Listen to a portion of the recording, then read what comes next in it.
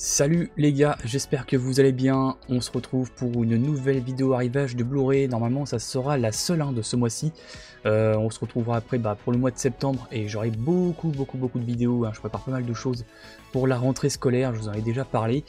Nouvel angle de caméra, ça vous a pas échappé je pense, puisque on a un angle un peu plus grand et un peu plus en hauteur, avec une nouvelle caméra. Bon, nouvelle pas tout à fait, c'est mon ancienne caméra que j'ai mise du coup en mode webcam. La qualité est normalement bien meilleure je pense, plus fluide aussi, donc vous me direz dans les commentaires si ça vous plaît. Alors c'est marrant que je dis ça puisque j'ai fait pour tout vous dire une autre vidéo hier que vous verrez elle en septembre, et je redis à peu près la même chose. Voilà, parce que j'avais pas prévu de tourner cette vidéo arrivage de Blu-ray pour le mois d'août, donc du coup voilà, si je fais un doublon ça sera pas grave.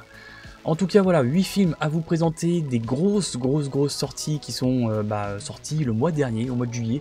Donc franchement là je me suis fait bien plaisir avec pas mal de steelbooks et de choses qui sont arrivées pour la toute première fois en 4K. J'ai aussi fait quelques petites soldes, pas grand chose au niveau Blu-ray, il n'y avait vraiment pas grand chose en termes de soldes d'été. Mais voilà, j'ai trouvé 2-3 petits trucs à vous montrer, donc c'est parti, let's go, on va se faire cette nouvelle vidéo arrivage de Blu-ray avec toujours ce schéma habituel que vous avez sur la chaîne, une intro, présentation, anecdote, tout ça, un petit unboxing et quelques secondes de bande-annonce. C'est parti, on perd pas de temps, let's go.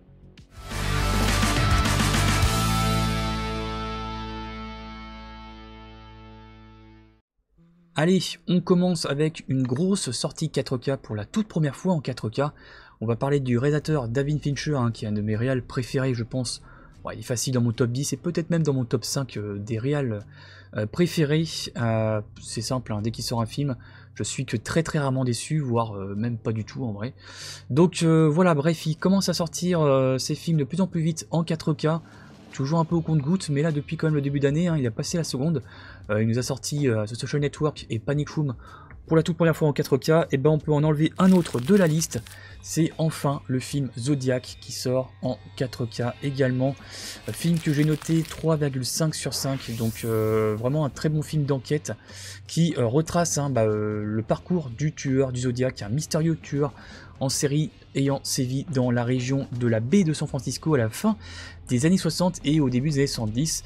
Et donc voilà, bref, ce film suit notamment le dessinateur du San Francisco Chronicle, Robert Graysmith, j'essaie de faire avec l'accent, incarné donc par Jake Gyllenhaal, le journaliste Paul Avery, qui est incarné par Robert Downey Jr., et les inspecteurs Dave Toschi, qui est incarné par Mark Ruffalo, et Billy Armstrong, qui est incarné lui par Anthony Edwards, qui deviennent peu à peu obsédés par cette affaire, notamment le dessinateur qui va essayer de résoudre les fameux puzzles, les fameuses énigmes qu'envoie donc ce tueur du Zodiac. Alors c'est toujours un petit peu casse-gueule ce genre de film, de film d'enquête. Vous savez, dans les films d'enquête policiers, c'est classique, on est à la recherche d'un tueur, il y a une enquête, et au final il y a toujours une conclusion où on arrête quasiment tout le temps le tueur, même si des fois ça se passe pas forcément tout le temps bien, comme le film Seven par exemple, pour ne citer que lui, encore un de David Fincher, où tu sais pas qui c'est entre les policiers ou le meurtrier qui a gagné, donc What's in the box, vous vous souvenez de toute cette scène, bref, je m'éparpille. Ce qui est casse-gueule là-dessus, c'est que on sait très bien comment ça se termine dans ce film-là, c'est que ça ne se termine pas, puisque vous savez que le tueur du Zodiac, on ne l'a jamais arrêté, et ça c'est quand même assez dingue. Et donc malgré cela, le film est extrêmement bien rythmé, il y a quand même quelques petits passages mous, mais j'ai revu le film du coup, et j'avais mis 3 sur 5 à la base, et donc j'ai monté ma note à 3,5, parce que certes il y a quelques petites longueurs mais qui s'éternisent pas trop, et en vrai quand j'ai regardé encore une nouvelle fois le film, je me suis dit ouais, mais même les passages mous on peut pas les enlever en fait, il y a rien qu'on peut cutter vraiment dans ce film, donc le film reste très bon. Voilà, donc je vous conseille fortement ce Zodiac, film d'enquête avec Jake Gyllenhaal qui montre encore une nouvelle fois son talent d'acteur, excellent acteur aussi, donc pour également Robert Downey Jr. Et oui, c'est pas que Iron Man. On a bien le logo du Dolby Vision, et pour la partie audio, on a du 5 points en Dolby Digital pour le français et 5 points en DTS HDMI pour l'anglais. Et au niveau des bonus, vous avez rien les copains, voilà, aucun bonus. Démarrage du film, la liste des chapitres classiques, la partie audio pour choisir l'audio qu'on veut choisir, et les sous-titres, et puis c'est tout, voilà. et uniquement le Blu-ray 4K, sérigraphie noire, hein, classique. Voilà, rien de plus. Man is the most dangerous animal of all. The most dangerous game. Killing is his compulsion. Game. I need to look him in the eye Game. and know that it's him. Game. We are not tracing these calls. Game. Hello? Who am I speaking with?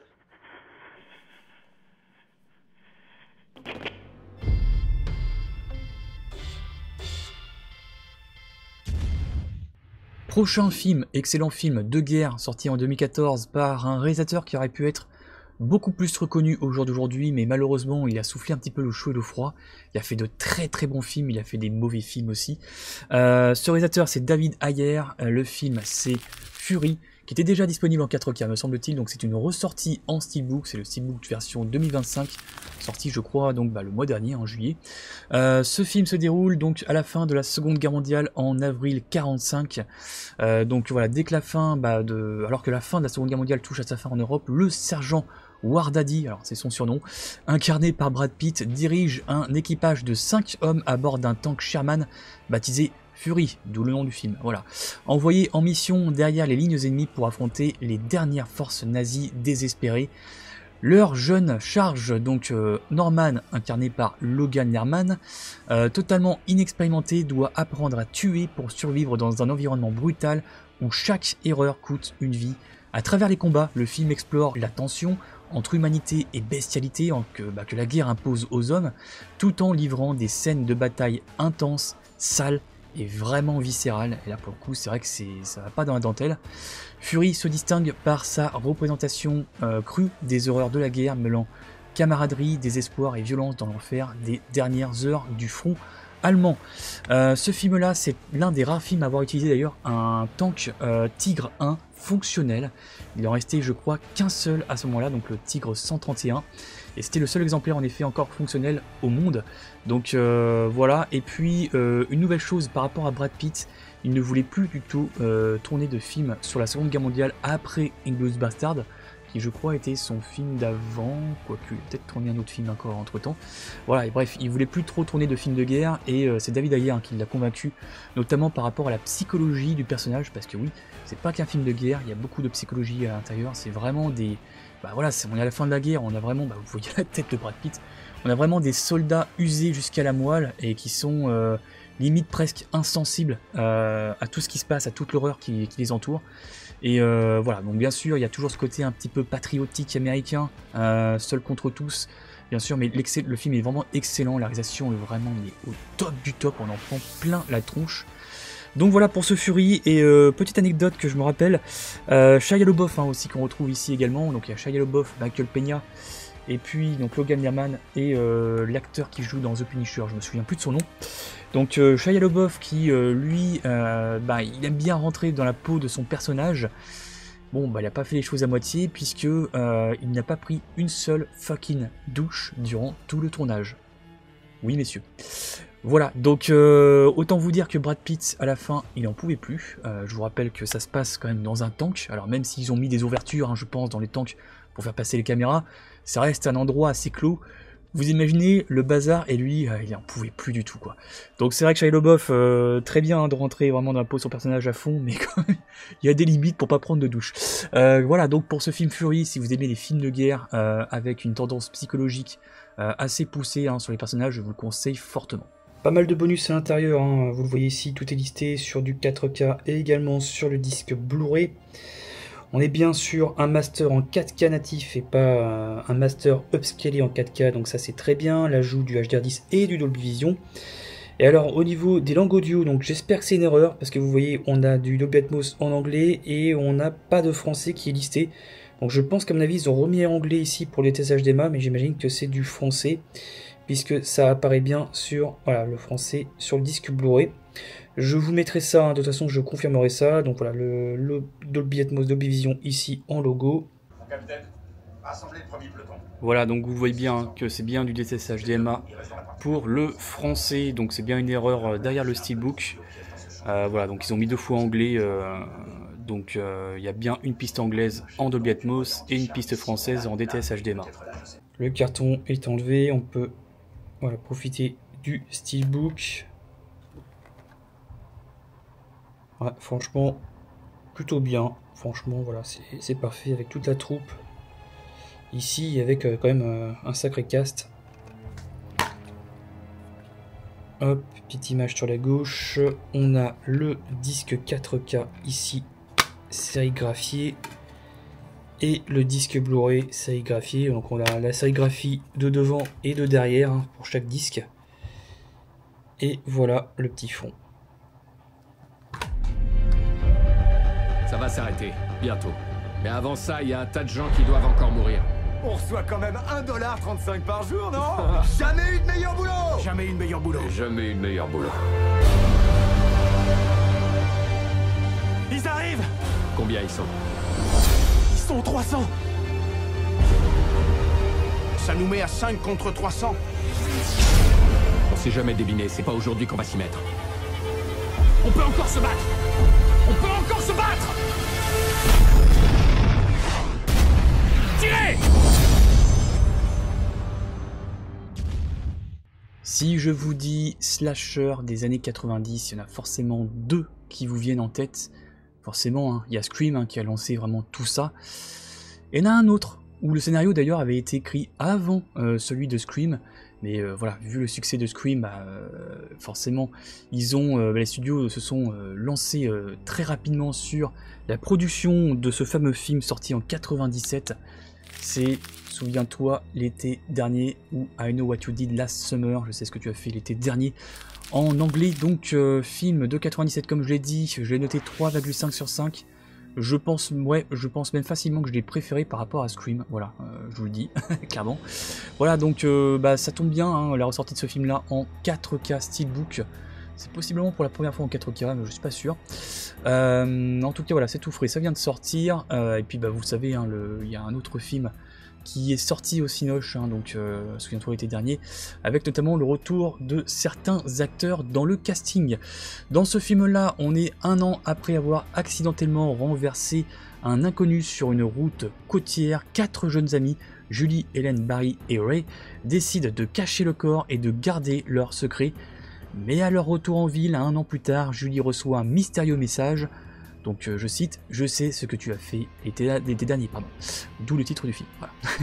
Dès lors, ils sont traqués par un tueur portant un ciré noir et armé d'un crochet qui semble connaître tous les détails de leur crime. Et pris dans une spirale de paranoïa et de peur, le groupe tente de découvrir qui se cache derrière ces menaces avant qu'il ne soit trop tard. Voilà le speech du film, hein, qui est devenu un classique du slasher des années 90, qui mêle suspense et code du teen movie avec une atmosphère poisseuse entre culpabilité et survie. On a un casting vraiment avec des acteurs qui seront quand même plutôt bons dans ce film-là. On a donc Jennifer Love Hewitt et Sarah Michelle Gellar qui, eux, je pense que ce sera les 2 actrices qui sortiront un petit peu du lot, qui auront un petit peu leur succès après, notamment du côté des séries. D'ailleurs, Sarah Michelle Gellar tournait en parallèle du tournage de ce film-là. Elle tournait la saison 1 de Buffy contre les vampires. Donc pour elle, hein, c'était jackpot. Et on a aussi également Ryan Phillippe et Freddie Prinze Jr. qu'on ne verra plus trop hein, par la suite, hein, mis à part dans des films un peu potaches quelques années après, et surtout là, dans des films de série B. Donc voilà pour ce film, hein, où le scénario, comme je vous ai dit, a été écrit avant Scream, et voilà, ce film-là avec Scream ont lancé un petit peu la tendance. Vous avez aussi la version comique hein, de ces films-là, les fameux films Scary Movie, qui prennent en dérision certaines scènes de ces films. La liste des bonus, donc une interview de Muse Watson, Mon été à moi, interview du réalisateur Jim Gillespie, 7 scènes supprimées, Hush de Kula Shaker, donc ça va être un clip à mon avis, commentaire audio de Jim Gillespie et Steve Mirkovich, commentaire optionnel du court-métrage Joyride, maintenant souviens-toi l'été dernier, je sais pas ce que c'est, et Ray et Barry parlent de leur avenir. Voilà, donc la liste des bonus assez sympathique.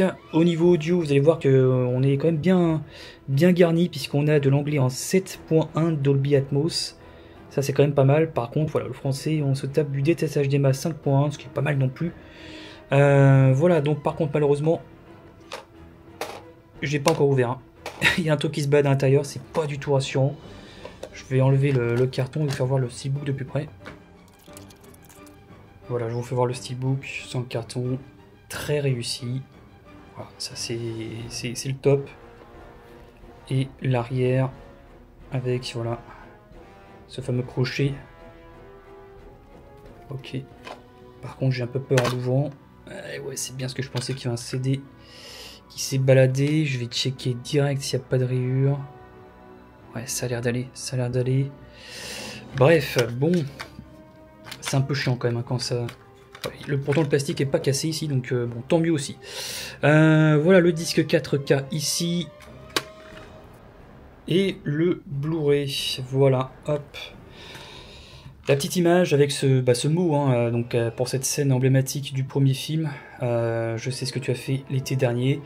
Donc voilà, on s'en tire aussi avec un master en 4K natif pour cette édition 2025 de ce film, en plus de l'ajout du HDR10 et du Dolby Vision. Et donc avec ce fameux Dolby Atmos pour l'anglais, franchement on a une très belle édition pour ce film. Quelqu'un a essayé de te tuer, il faut prévenir la police. C'était un accident. C'était pas un accident, c'était un meurtre. Il me poursuit moi aussi, j'ai reçu une lettre. Moi je me fais écraser, Hélène se fait taillader la crinière. Et vous là-bas, vous voulez quoi? Qu'est-ce que vous attendez?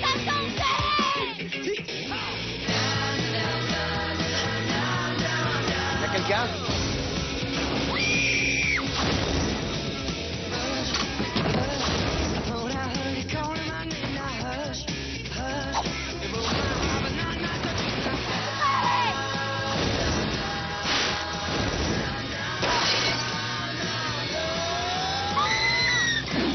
Souviens-toi, l'été dernier. Le prochain film, c'est un film culte d'action des années 90 avec Keanu Reeves, c'est le film Speed, enfin pour la toute première fois en France, en 4K, hein, puisqu'il était déjà sorti outre-Atlantique, donc ça y est, on a notre version à nous, film que j'ai noté 3,5 sur 5, hein, avec donc Keanu Reeves et Sandra Bullock, donc les deux acteurs protagonistes. On est ici à Los Angeles avec un terroriste qui pose une bombe dans un bus qui explosera si la vitesse descend en dessous de 50 miles par heure. On voit ici donc Jack Traven, incarné par Keanu Reeves, qui est un jeune policier de la brigade anti-bombe qui parvient à monter à bord du bus en marche pour tenter de sauver les passagers piégés avec l'aide d'Annie, incarnée par Sandra Bullock, une passagère qui se retrouve à devoir conduire le véhicule. Alors que la tension monte et que les obstacles s'enchaînent dans le trafic, Jack tente de désamorcer la bombe tout en maintenant le bus à grande vitesse dans les rues de la ville. Le film a également lancé la carrière de Sandra Bullock, où là c'était vraiment son premier grand rôle qu'il a fait vraiment exploser dans le monde entier. Film qui a eu un énorme succès au box-office, il a rapporté 350 millions de dollars au box-office à l'époque, faut remettre dans le contexte de l'époque bien sûr, avec des budgets bien moins gros qu'aujourd'hui. D'ailleurs, le scénario original du film Speed devait impliquer en fait uniquement l'ascenseur piégé et devait se terminer sur cette séquence-là. Voilà, donc il n'y avait pas d'histoire de bus piégé, et en fait c'est le réalisateur, donc Yann de Bont, qui a eu l'idée d'un bus pour on va dire, développer un peu plus le scénario et aller encore un peu plus loin dans la folie, et puis dans l'adrénaline surtout, il y a plus d'adrénaline dans un bus qui roule à 50 miles par heure, voire plus, plutôt qu'un ascenseur où ça aurait été un film en huis clos quasiment. Voilà donc pour ce film. D'ailleurs Keanu Reeves a failli ne pas rentrer dans ce rôle-là, puisque les producteurs l'ont jugé trop peu crédible et trop propre. Oui, je cite. En effet, il fait peut-être un petit peu, pas premier de la classe, mais un peu trop beau gosse, tu vois, trop surfeur, trop Point Break. Voilà. Et au final, ils ont bien eu raison de le prendre, puisque voilà, il a déjà cartonné dans Point Break. Il a cartonné aussi dans Speed, et avec ce film-là, forcément, il est devenu un acteur incontournable des films blockbusters d'action. La liste des bonus qui n'est pas complète ici, vous voyez ici et plus encore. On a donc les commentaires audio du réal Yann de Bont, recherche thématique, le chapitrage, quelques bandes annonces, et je vous fais voir le reste des bonus. Sur le disque 4K, vous aurez en termes de bonus uniquement les commentaires audio par Yann de Bont, le réalisateur, ou alors les commentaires audio par Graham Yost et Mark Gordon. Et sur le disque Blu-ray classique, en plus de la lecture du film, vous retrouvez dans les bonus les 2 commentaires audio qu'on a vu tout à l'heure sur le disque 4K, des pistes suppléments, c'est des petites anecdotes durant le film, recherche de contenu, c'est pour rechercher un passage particulier dans le film avec des mots-clés. Scène favorite, c'est pour mettre des scènes en favori. Vous avez 2 jeux qui se jouent à télécommande. Et puis des bandes annonces que voici. Donc la bande annonce officielle de Speed, En territoire ennemi et également la Ligue des Gentlemen Extraordinaires. Et au niveau audio, on se retrouve avec une piste française et allemande sur le 4K en 5.1 DTS classique. Et la piste VO en DTS HDMA, c'est la même chose ici pour la VO sur le Blu-ray, mais uniquement une piste française en 5.1 DTS pour la version Blu-ray. Et donc vous le voyez, confirmation, il n'y a pas le logo de Vision, donc c'est compatible uniquement HDR10. On a le petit fourreau ici et le boîtier amarré qui reprend exactement la même chose. Le 4K à gauche sérigraphié et le Blu-ray classique en bleu à droite.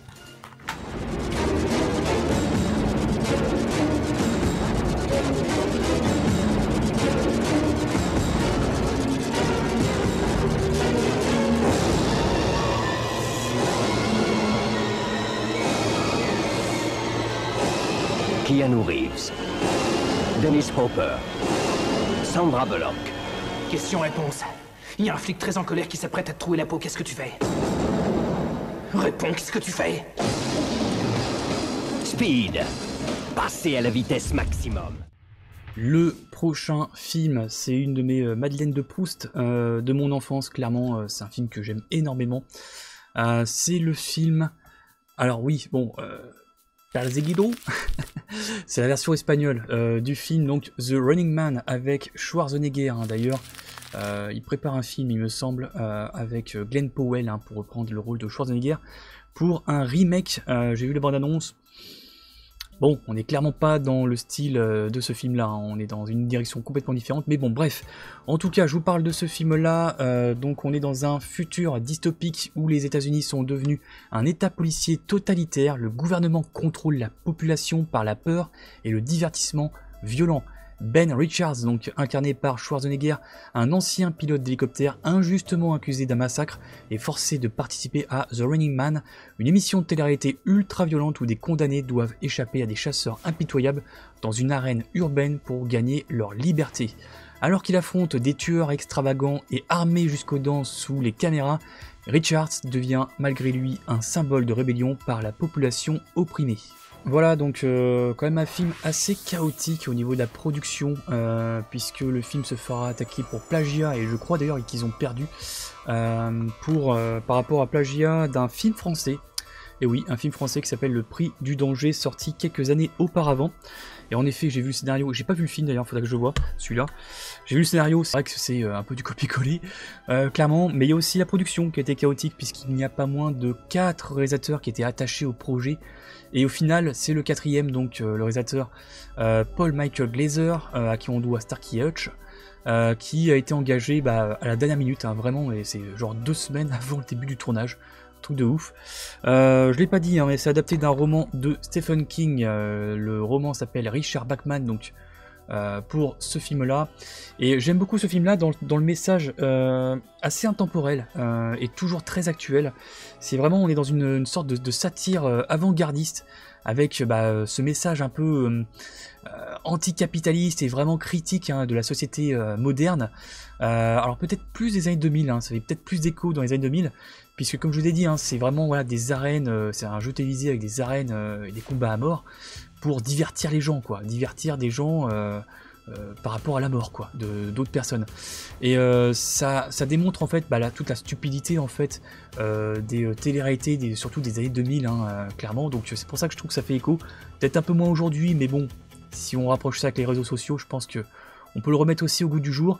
Et aussi, voilà, un bon point aussi pour la musique de Harold Faltermeyer. Donc c'est pas un compositeur très connu, avec une bande originale, avec une ambiance très synthwave et très vraiment dans son jus, très ancré dans les années 80, mais Voilà, vous pouvez ne pas aimer la bande originale, mais en tout cas, elle est vraiment très marquante. Moi, je la trouve très très réussie. C'est impossible de dire que la bande originale, elle passe partout. Hein. Franchement, là, pour le coup, voilà, elle est vraiment très bonne. Donc voilà pour ce petit point positif aussi, qui se rajoute à ce très très bon film, qui reste dans son message très actuel, même si, bon, c'est un film encore très bien ancré dans les années 80. Mais si on a grandi dans les années 80, qu'est-ce que ça fait du bien de voir ces films un petit peu kitsch, mais c'est plutôt cool.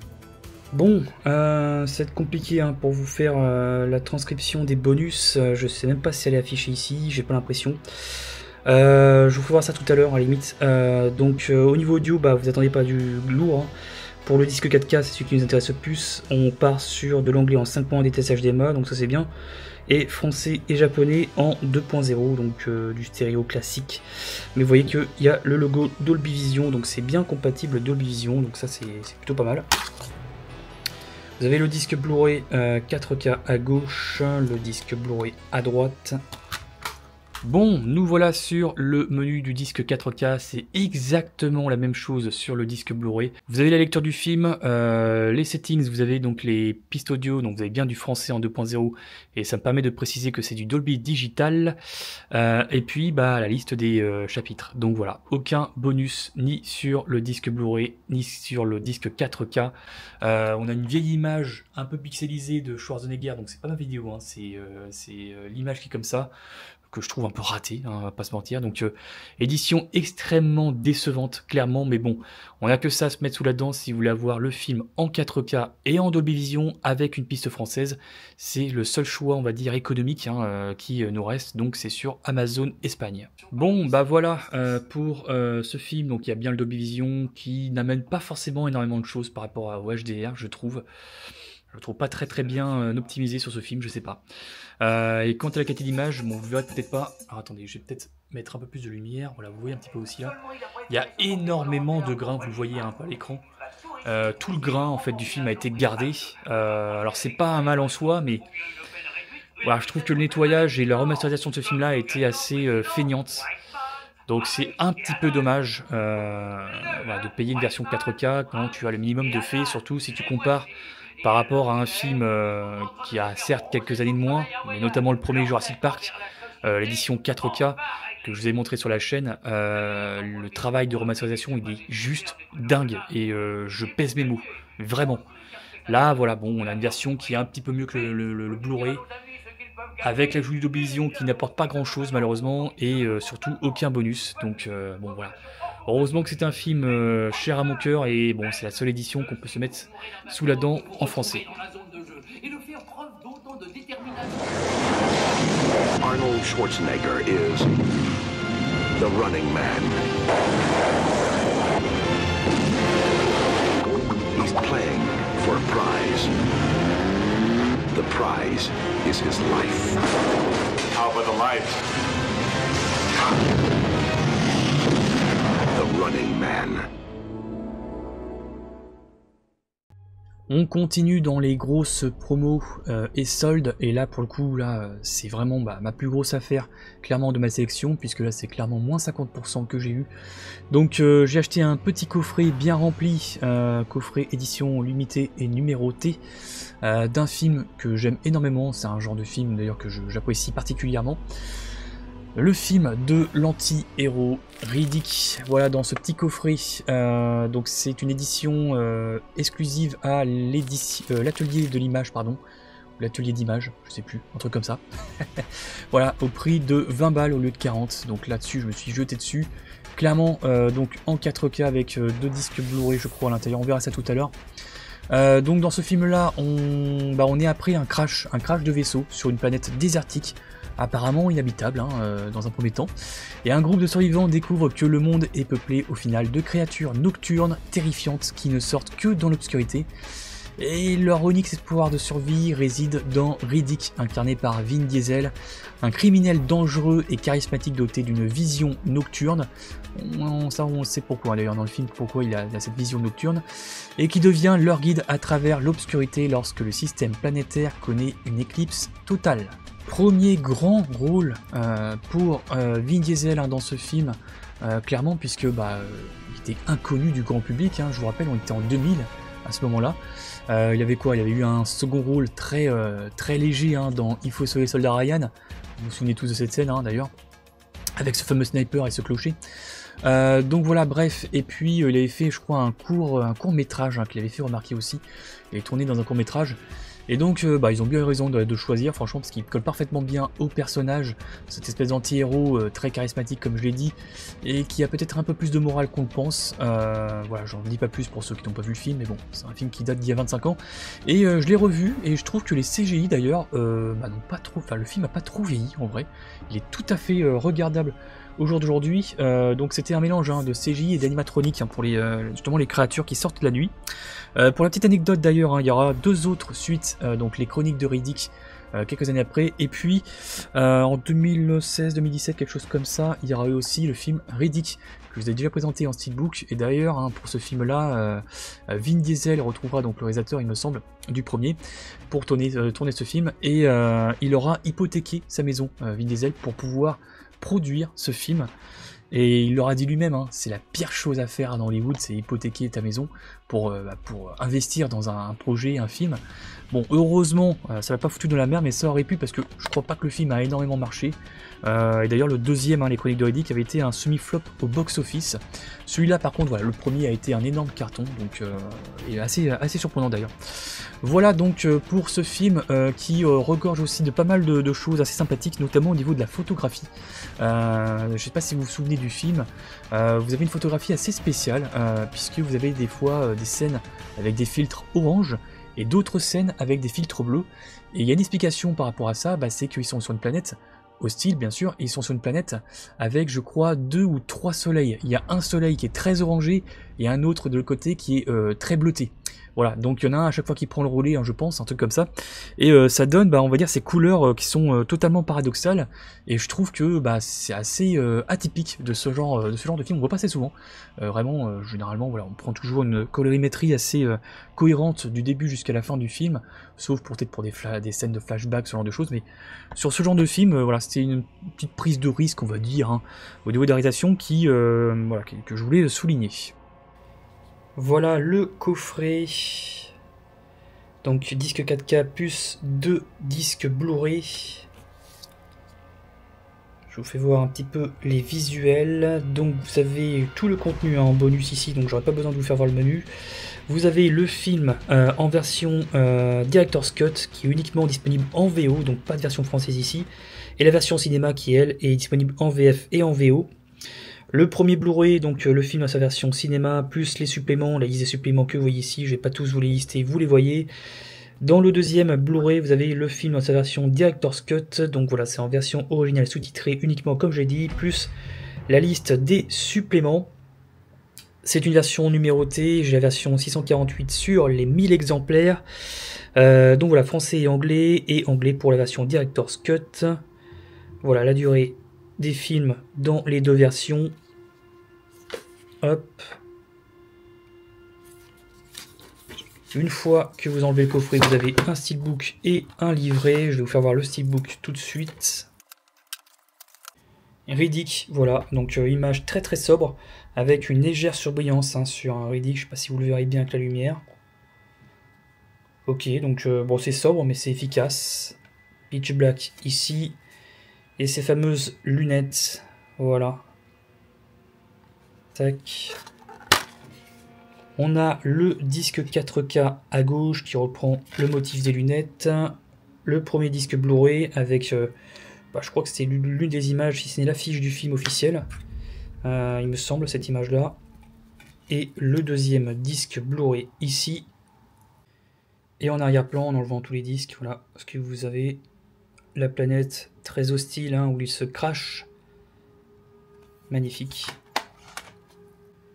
On passe au petit livret. C'était un livret hein, de presse, il me semble, de l'époque. Avec voilà, tout ce qui est marqué. Et en plus, je crois que c'est en français. Voilà le synopsis. Je vais vous faire voir un petit peu toutes les pages. Les notes de production. Avez-vous peur du noir? Voilà. Vous ferez pause hein, si vous avez envie de lire. Voilà les photos du film, les protagonistes avec leur présentation, et les acteurs hein, donc, qui les incarnent. Claudia Black de Stargate Atlantis, et ouais les gars. L'équipe de tournage. Voilà, excellent film hein, de toute façon, hein, ce Pitch Black. Mêlant voilà SF et horreur, moi c'est vraiment deux genres que j'aime beaucoup, et quand la fusion est bien faite, franchement ça donne de très bons films. Ça en est le parfait exemple. Et le poster, voilà, un poster, on terminera par ça. Poster recto verso, donc là ça reprend l'image qu'on avait hein, de Riddick sur le steelbook. Et l'autre côté, voilà, c'est ça dont je parlais, avec voilà, Vin Diesel en Riddick. Donc là c'est l'affiche originale qu'on a vue en sérigraphie sur le Blu-ray de tout à l'heure. Voilà pour cette édition collector, hein, Pitch Black édition limitée à 1000 exemplaires, que j'ai chopé pour 20 balles, franchement c'est tout à fait honnête.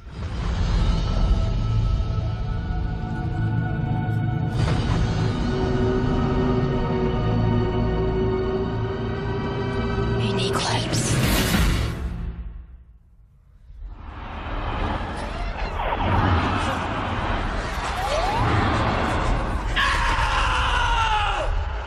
On va tous y passer.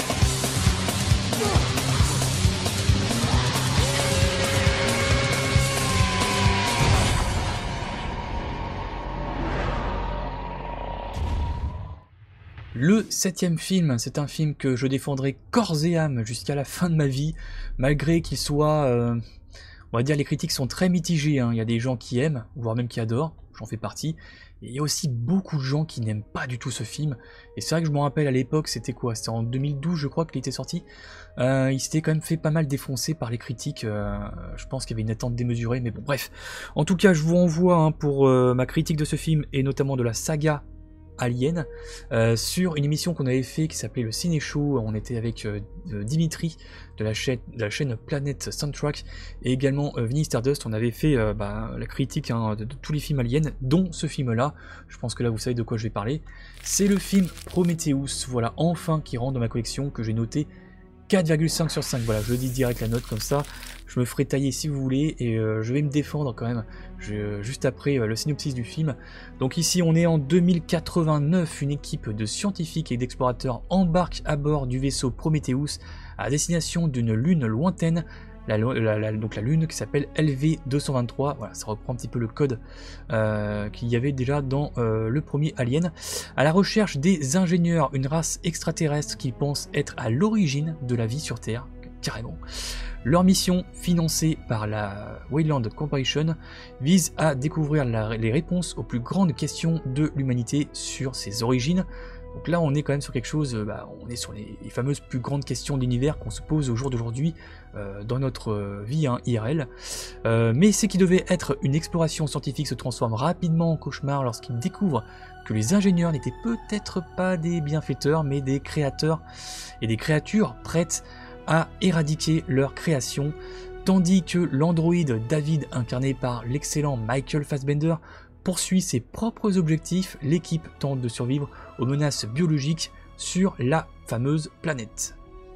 Alors oui, pourquoi ce film n'est pas aimé de la saga Alien? J'ai quelques points je pense à aborder là-dessus. Un point plutôt factuel, déjà Ridley Scott, c'était son retour au film de SF après je crois une trentaine d'années d'absence, puisque son dernier film de SF avant celui-là c'était Blade Runner en 82, donc ça remontait déjà à un bon moment, donc je pense qu'il y avait une attente démesurée.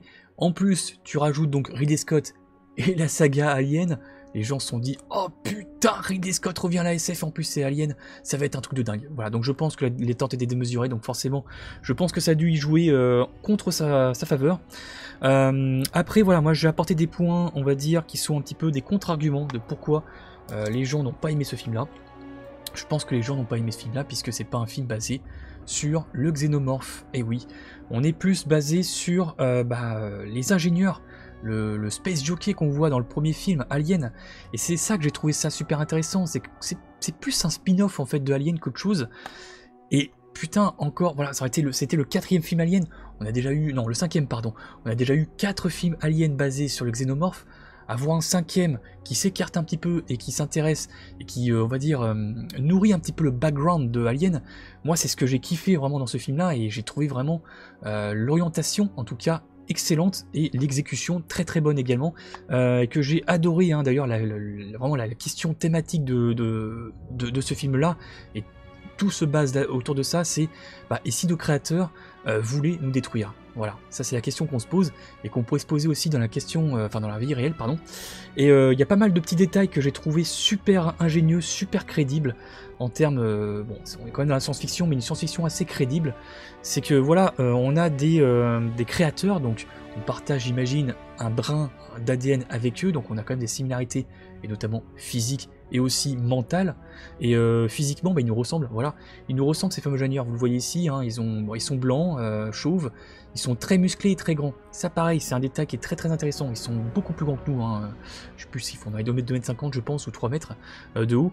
Et vous savez, hein, l'évolution humaine, là je parle vraiment de science exacte, on est plus grand que nos ancêtres il y a 30 ou 40 ans. Et ça sera la même chose, je pense, dans 30 ou 40 ans. On a tendance à évoluer physiquement et à grandir, à être de plus en plus grand. Donc, comme vous le savez, hein, cette race a quand même pas mal de siècles de plus que nous, technologiquement parlant, et donc de vie avant nous.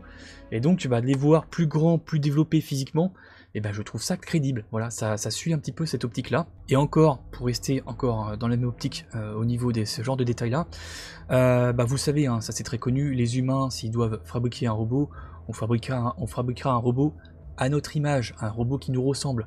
Si je vous dis en tête un robot très perfectionné construit par les humains, vous pensez au Terminator, vous pensez, moi je sais pas, au robot dans le film iRobot, vous pensez à un humanoïde robotique, hein, clairement, c'est la finalité de ce qu'on pourrait faire avec la robotique, je pense, très avancée dans le futur. Et là c'est pareil, voilà, je vous ai dit, ils partagent un brin d'ADN avec nous, et non seulement physiquement ils nous ressemblent, mais aussi mentalement il y a des similarités, et ils ont aussi notre façon de penser, plus ou moins. On voit aussi cette fameuse bombe, des fameuses armes biologiques, c'est quelque chose qui existe déjà dans notre vie, mais là, vraiment beaucoup plus avancé, hein. Si vous avez vu le film, vous lâchez un de ces trucs-là, ça fait un carnage dans la planète. D'ailleurs, je crois que c'est le prochain film, hein, qui avait été... on voyait les dégâts de ce que ça faisait, hein, sur une planète, j'en dis pas plus. Et puis là où je veux en venir, c'est que encore une fois, ils pensent un petit peu comme nous, ces fameux ingénieurs, et on est leur création. Donc ils ont créé une création à leur image, quelque chose qui leur ressemble. Donc c'est pour ça qu'on ressemblerait à des humains, mais en fait, on ressemblerait pas à des humains, on ressemblerait à ces fameux ingénieurs, physiquement parlant, j'entends. Donc voilà, pas mal de petits détails que je pense les gens n'ont pas trop calculés. Et j'ai trouvé ça ultra crédible. Voilà, ultra crédible, c'est vraiment quelque chose que j'ai beaucoup aimé, toutes ces questions un petit peu métaphysiques et théoriques dans la sci-fi. Voilà, pour moi c'est une réussite totale. 4,5 sur 5, je pourrais encore continuer davantage, mais je vous renverrai donc du coup à l'émission du Ciné Show où on avait parlé davantage. La liste des bonus, ici vous avez une bonne partie, hein, les principaux, donc une introduction alternative au film qui dure 3 minutes, pareil on a un final alternatif qui dure 6 minutes, 12 scènes coupées qui durent 27 minutes, les dossiers de Peter Whelan, 4 vidéos virales autour du film, ça dure 19, et quelques autres bonus en plus. Au niveau audio, on se retrouve avec du français en DTS 5.1 et l'anglais en DTS HDMA 5.1. Et on se retrouve avec malheureusement donc uniquement du HDR10, donc pas de Dolby Vision, et également sur le disque 4K une vidéo en upscale, donc c'est pas du 4K natif. Ça c'est un peu chiant, donc ça serait bien peut-être un jour une autre sortie Blu-ray avec du vrai 4K et l'ajout du Dolby Vision, puis pourquoi pas aussi une piste son, notamment sur la VF un petit peu plus, pourquoi pas un petit DTS HDMA, ça serait sympa.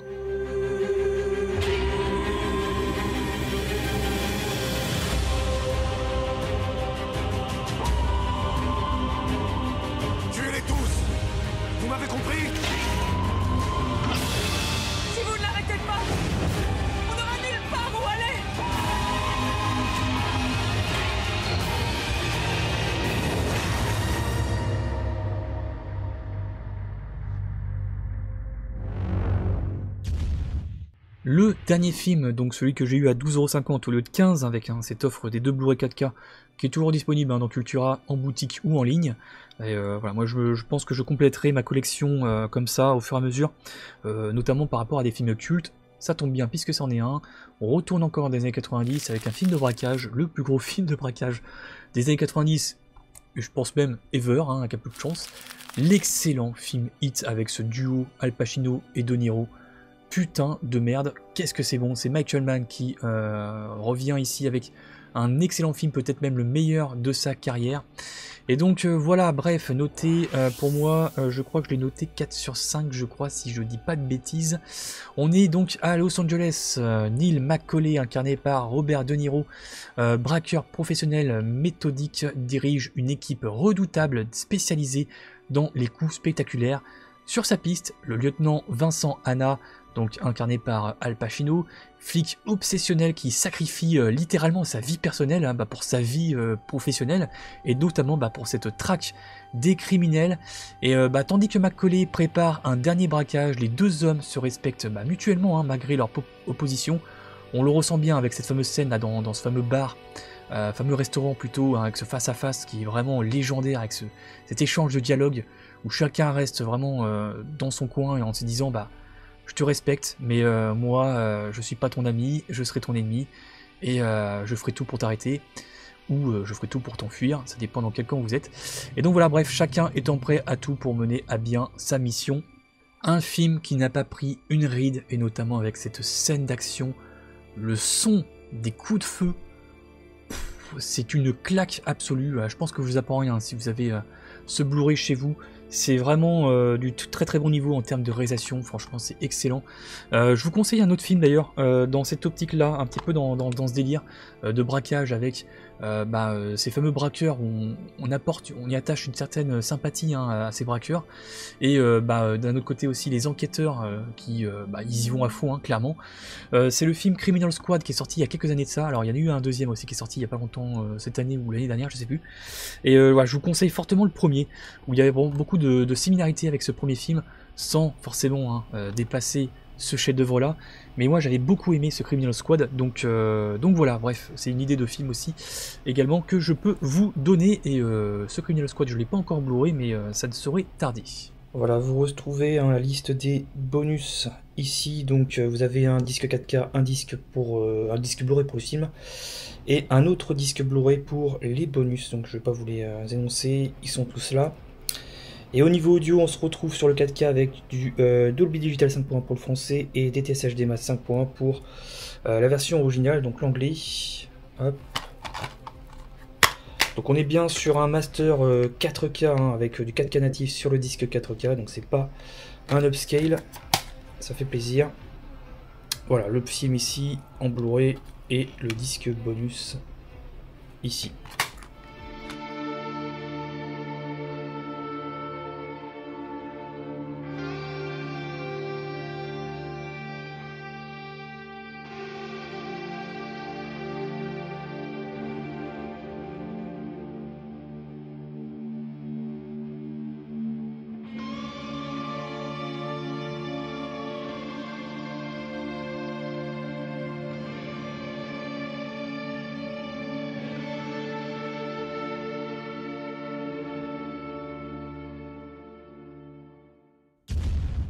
Et voilà les amis, ce que j'ai pu vous présenter, donc entre grosses sorties du mois de juillet, avec des fois des trucs vraiment très attendus, et également quelques petites soldes pour compléter le tout. C'était la vidéo arrivage de Blu-ray du mois d'août. Normalement il n'y en aura plus d'autres, il y aura peut-être un unboxing en fin de mois, faut que je regarde au niveau des précommandes, il me semble qu'il y a un gros truc qui va arriver.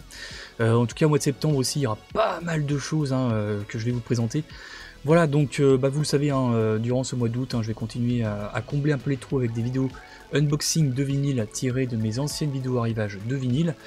Et d'ailleurs, en parlant d'arrivage de vinyle, il y en a une qui est dans les cartons et qui arrivera début septembre à la rentrée scolaire. Et pareil, là je vais bombarder pas mal quand même, parce que c'est vrai que là cet été, je vous ai pas trop présenté de vinyle.